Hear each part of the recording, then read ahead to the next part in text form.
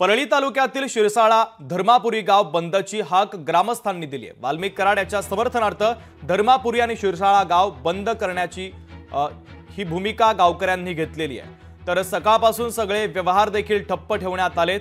देशमुखांच्या हत्या प्रकरणाच्या माध्यमातून लोकप्रतिनिधी जातीयवाद करत असून धनंजय मुंडे आणि वाल्मिक कराड यांना टार्गेट करण्याचा प्रयत्न केला जातोय असा आरोप येथील गावकऱ्यांनी केलेला आहे। एखाद्या गुन्हेगाराला त्याच्यावर कायदेशीर कारवाई सुरू होत असताना भारतीय जनता पक्षाचे समर्थक म्हणून घेणारे लोक रस्त्यावर उतरतात, हिंसाचार करतात, परळी बंद ठेवतात, सार्वजनिक मालमत्तेचं नुकसान करतात। हा काय प्रकार आहे? आम्ही एखादं आंदोलन केलं तर आम्हाला परवानगी मिळणार नाही विरोधी पक्षाला, किंवा आमच्या लोकांना तुरुंगात टाकतील। मग इथे तुम्ही काय शेपूट घालताय? प्रकरण न्याय प्रविष्ट आहे। आता आपण सगळ्यांनी शांतता पाळली पाहिजे।